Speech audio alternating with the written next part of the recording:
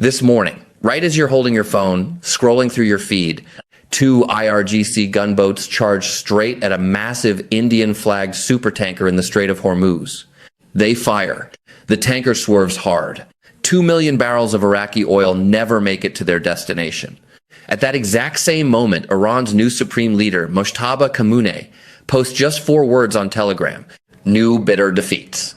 Not a call for peace, not a diplomatic signal, a declaration of war.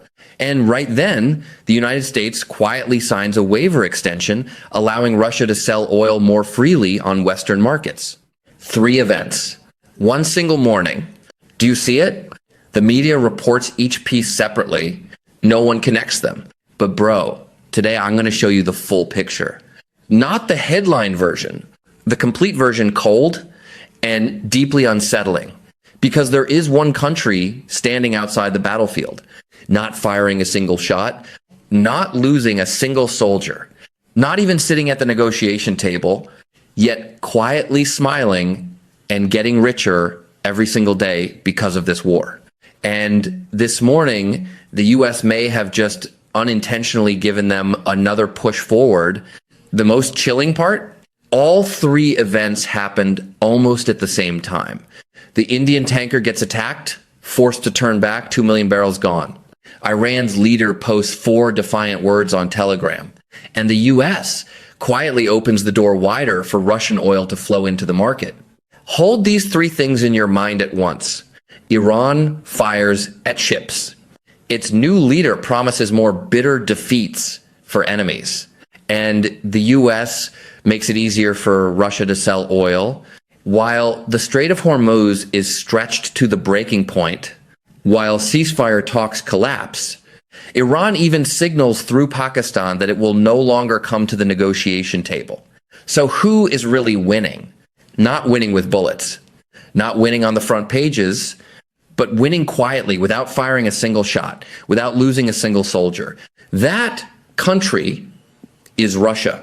And this morning, the US just made it easier for Russia to win. Think about it. In February, before everything escalated, Russia was earning about $135 million a day from oil exports. By March, as chaos hit Hormuz and Brent crude surged past $100 per barrel, Russia's oil revenue jumped to nearly $1 billion per day. Oil tax revenue, their biggest income source, doubled in just 1 month. Russia's Urals crude price rose from $45 to over $100 per barrel. And it's not just oil. Aluminum rose 12%. Urea fertilizer surged up to 75%. Everything that normally flows through the Strait of Hormuz suddenly became more expensive, except Russia's exports. They ship through the Baltic, the Black Sea, and the Pacific, completely bypassing Hormuz, which means Russia captures the upside of global chaos without suffering any transport disruption. Meanwhile, the US is spending billions every month to sustain the conflict. Russia earning nearly $1 billion a day from it. And this morning, while tankers are attacked and Iran signals escalation, the US loosens oil restrictions on Russia. Do you see it now? This isn't random. This is a much bigger picture. And to understand it, we need to look at Russia's real role in this conflict. Not the version you usually hear in the media, but the full version, the one most people have never heard. Russia isn't just watching from the sidelines. They're playing a far more sophisticated game. They've been providing satellite intelligence to Iran, not rumors confirmed by CNN, the Wall Street Journal, and Bloomberg. Ukrainian intelligence even revealed details. Russia surveyed at least 46 targets across 11 Middle Eastern countries, including US bases, airports, oil fields, and command centers. Just days after those scans, Iranian missiles and drones struck those exact locations. In one attack in Kuwait, 6 US soldiers were reportedly killed. Ukrainian intelligence believes Russian satellite imagery helped guide those strikes. When asked directly, President Trump gave a brief response to the Financial Times. I don't know for sure, But you could say we've helped Ukraine to some extent. He compared Russia helping Iran target U.S. troops to the U.S. helping Ukraine fight Russia. Then he moved on. That was the public reaction. Russia also made a clear proposal through Politico.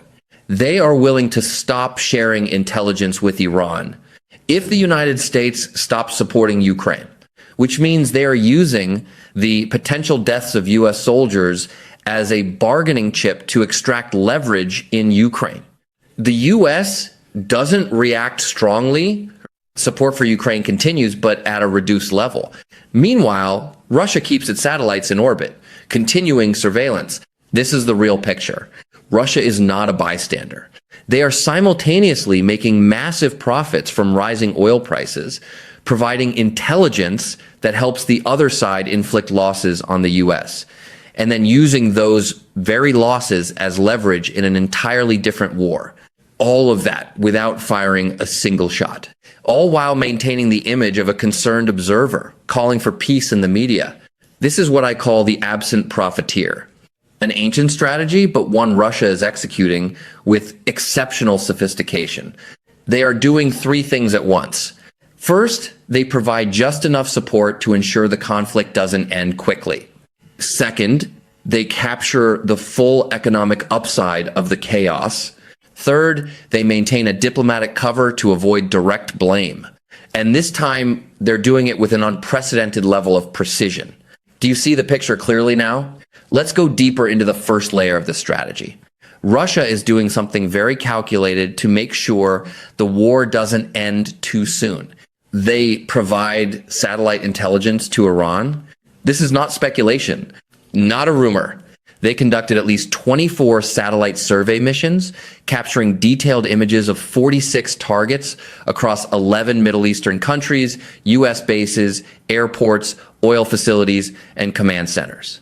Just days after each scan, Iranian missiles and drones struck those exact locations. In one drone attack in Kuwait, 6 U.S. soldiers were reportedly killed. Ukrainian intelligence explicitly stated Russian satellite imagery helped guide those strikes. When Donald Trump was asked directly about this, he gave a brief response to the Financial Times. I don't know for sure either way, but you could say we've helped Ukraine to some extent. He compared Russia helping Iran target U.S. troops with the U.S. helping Ukraine fight Russia. Then he changed the subject. That was the full public response. Russia went even further. They made a direct offer. We will stop providing intelligence to Iran if the U.S. stops supporting Ukraine. They are using the deaths of American soldiers as leverage in another conflict. The U.S. did not agree. Support for Ukraine continues, but at a lower intensity. Russia still running satellite operations as usual. Now picture this. Each U.S. Patriot missile used to shoot down a cheap Iranian drone costs between $3 million and $10 million. Each week, U.S. aircraft carriers patrolling the Strait of Hormuz burn millions more in fuel and manpower. Thousands of Tomahawk missiles have been launched, each costing around $1 million. THAAD systems destroyed, each worth about $500 million, take years to replace. Russia doesn't need Iran to win. They just need the U.S. to keep spending, depleting its arsenal, and gradually wearing down. Every extra day of war is another day of U.S. expenditure. And another day, Russia doesn't have to worry about the U.S. concentrating full force on Ukraine. That's how they keep the fire burning. No troops, no gunfire, just satellite imagery and letting Iran do the rest. Do you see it now? And this is only the first layer of the absent profiteer strategy. Now let's move to the second layer, the one that makes everything even more chilling. How Russia turns chaos in the Strait of Hormuz into pure profit. While the U.S. spends billions every month to secure Hormuz, Russia is counting money day by day.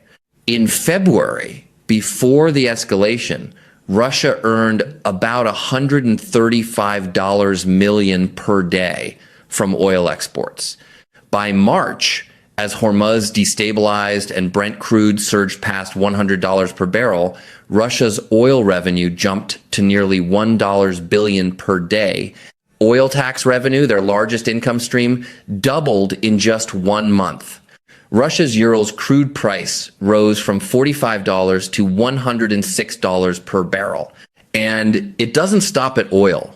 Aluminum rose 12%. Urea fertilizer surged by up to 75%. Every commodity that normally depends on passing through Hormuz saw massive price spikes due to disruption.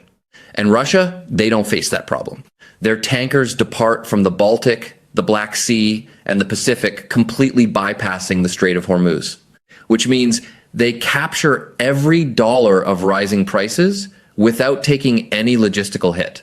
Think about it. The US is fighting an incredibly expensive war. Russia isn't firing a single shot, not losing a single soldier, yet profiting massively from the very chaos that war creates.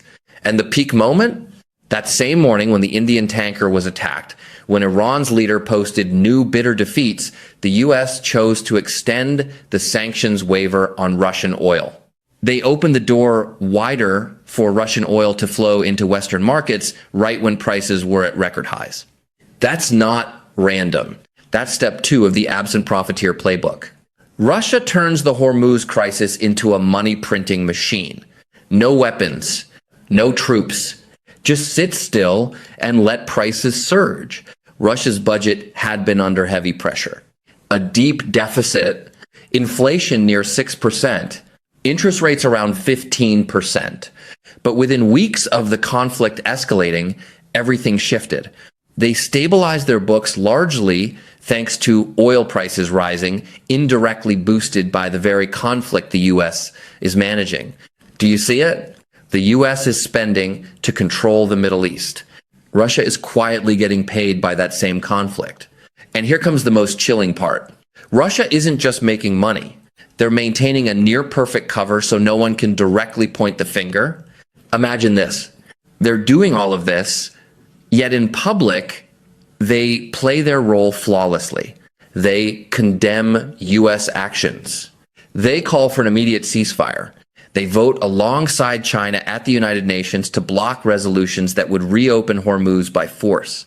Foreign Minister Lavrov flies to Beijing, stands with Xi Jinping, and declares an unbreakable partnership. They join peace forums. They coordinate ceasefire proposals with Pakistan. From the outside, Russia looks like a concerned actor, eager to end the war. They deny everything about satellite intelligence. The Kremlin calls reports from the Wall Street Journal fake news. No troops sent to Iran, no confirmed weapons transfers, just a concerned observer. That's the perfect shield. Plausible deniability, the art of staying absent while still profiting. They don't need to openly take sides. They just let satellites orbit, oil flow, prices rise, while maintaining the image of a peace advocate. If the U.S. tries to punish them, it risks escalating the entire conflict, complicating Iran negotiations, Ukraine negotiations, and even potential Trump-Putin talks. Russia calculates carefully, publicly, peace, quietly, data flows that keep pressure on the U.S. And so no one directly calls them out. That's step 3. The most sophisticated layer of the absent profiteer strategy. Do you see it now? Russia isn't just making money. They're building a diplomatic armor that's incredibly hard to penetrate. But I know what some people will say, come on, Russia is struggling too. They're fighting in Ukraine, running deficits, facing inflation, dealing with labor shortages. They're not invincible. Fair point. Russia is not unbeatable. They are under real pressure. But here's the real question. Do they want the Hormuz conflict to end quickly? The answer is clear. No. They don't need Iran to win. They just need the fire to keep burning. Every extra day of conflict keeps oil prices high, keeping Russia's revenues near $1 billion per day. Every extra day forces the U.S. to pour billions more into the Middle East instead of focusing on Ukraine. Every extra day shifts global attention away from Ukraine fatiguing Western support Before Hormuz escalated, low oil prices were squeezing Russia's budget, forcing Putin to consider negotiations. Now, that pressure is gone. The Iran conflict has effectively relieved Russia's financial strain. It gives them the money to sustain and even intensify the war in Ukraine. Missile strikes on Ukrainian cities have reached their highest frequency in 4 years. They have money. They have time. They have incentive to prolong things. So, yes, Russia has challenges, but they still don't want the Hormuz fire to go out. They want it burning as long as possible. Do you see the difference? This isn't about Russia winning everything. It's about Russia using someone else's chaos to solve its own problems. And now the picture is much clearer. Next, we need to look at what could happen in the coming days. The ceasefire deadline is approaching. Russia holds an invisible vote in this game. And if the conflict continues, the consequences won't just stay in the Middle East. They'll reach all of us.